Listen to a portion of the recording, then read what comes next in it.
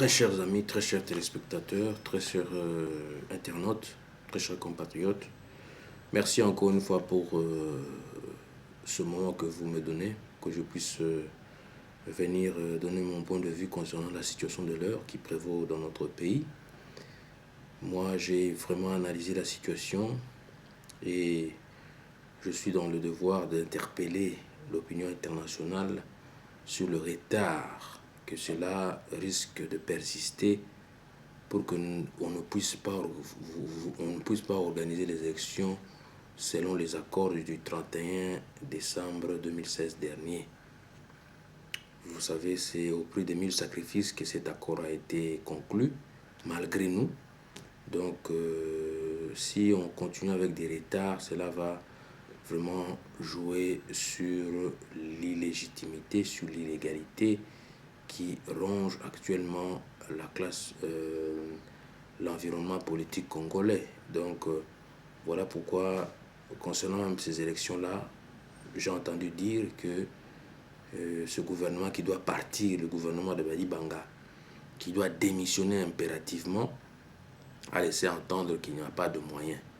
Moi, je me pose la question, et que bon nombre de ressortissants congolais qui vivent à l'étranger m'ont interpellé. Ils m'ont dit, si c'est question d'argent, ce n'est pas un problème. Ce n'est pas un problème, mais c'est question seulement qu'on puisse lever la mesure qui les empêche, qui les interdisent de participer aux élections, notamment les élections qui sont principalement attendues, ce sont celles des élections présidentielles et les élections législatives qui sont prioritaires. Et les élections de la députation viendront après. Mais ce qui est très important, c'est d'abord les élections législatives, présidentielles et législatives qui sont très très importantes pour que nous ne puissions pas continuer à marcher comme ça sans un régime démocratique, sans un régime légitime et légal. Donc voilà pourquoi moi j'interpelle la communauté internationale, nos amis américains, nos amis anglais, nos amis français, nos amis belges. Venez nous en aide car la démocratie congolaise est en danger. Nous qui habitons la diaspora, nous qui constituons les vrais opposants, donc la vraie force protectrice de nos compatriotes qui vivent encore au pays, nous ne pouvons pas tolérer que cette situation puisse durer comme ça, puisse continuer à nous mettre dans des retards où on doit combler les retards parce que nous vivons déjà dans des époques des arriérés de démocratisation et ce n'est pas bien. Voilà pourquoi nous devons remédier à tout ça. Mais ce qui est très important, ce que moi j'allais interpeller, c'était quoi? La participation politique des Congolais résidant à l'extérieur ou à l'étranger, qui est une exigence démocratique. Donc, si nous voulons que notre démocratie puisse vivre des beaux jours, nous devons quand même respecter les gens. Ce n'est pas une raison parce que les gens ont choisi l'étranger pour y travailler, pour y résider, pour y investir, qu'ils doivent être victimes d'apartheid électoral que j'avais à plusieurs reprises intervenu dans d'autres programmes, dans d'autres tranches, pour insister pourquoi nous sommes victimes de cet apartheid électoral et pourquoi cet apartheid électoral ne prend pas fin. Donc, bon nombre de compatriotes que j'ai sondés, que j'ai parlé, j'ai échangé, ils ont dit ils ont vraiment la volonté d'apporter leur contribution, ne fût-ce qu'un dollar ou un euro, parce que j'avais fait l'inventaire de combien de Congolais est-ce que nous pouvons avoir en France, en Belgique, en Norvège, disons dans toute l'Europe, aux Amériques aussi, l'Amérique du Nord, l'Amérique du Sud, en Asie, n'en parlons même pas, en Australie. Nous sommes nombreux. Nombreux sont à l'extérieur et nombreux à travers les ambassades et les consulats m'ont dit ce n'est pas un problème. Le problème est que nous devons remédier à l'apartheid électoral. Donc, il faut que on s'active le plus rapidement possible à faire en sorte que les gens de la diaspora puissent avoir leur droit de voter et que cela puisse être rétabli. si on accepte les fondements juridiques de la participation politique des Congolais résidant à l'étranger, on admet aisément qu'il y a qu'il y aura démocratisation. Donc leur exclusion constitue une entrave à la démocratie. Nous nous battrons pour la démocratisation de notre pays, mais c'est très important que les élections se tiennent selon les compromis qui ont été pris le 31 décembre 2016 dernier. Donc respectons cet esprit-là, allons dans cet esprit-là et que tout se passe convenablement et que les élections puissent se tenir et que nous puissions avoir un régime légitime, légalement élu,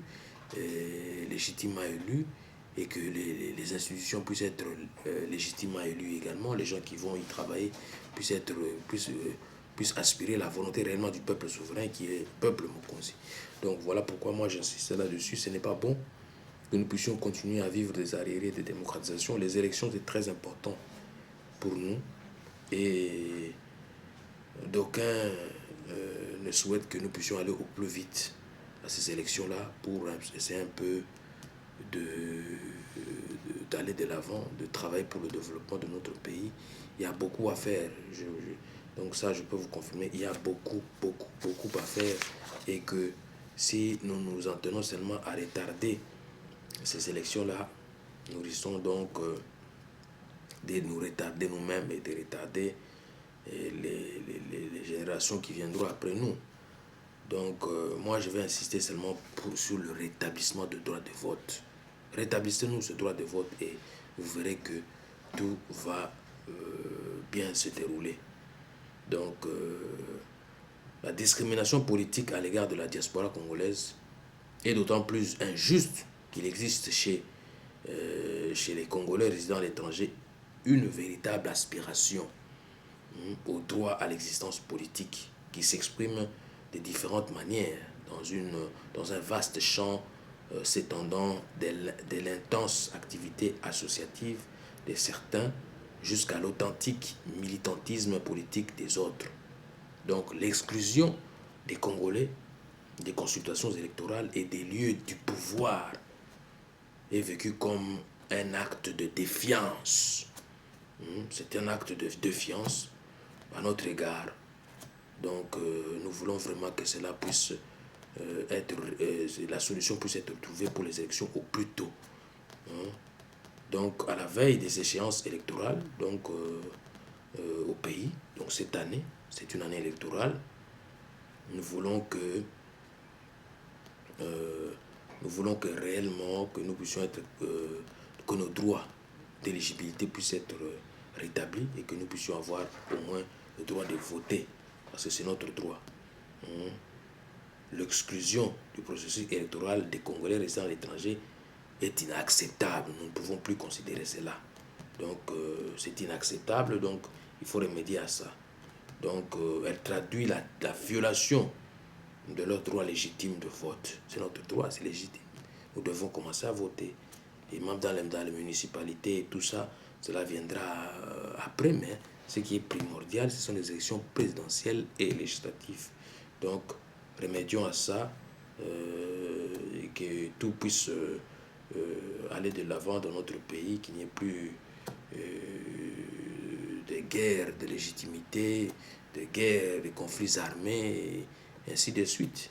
Donc c'est un vœu que je lance à la classe politique congolaise, que je vais toujours renouveler, toujours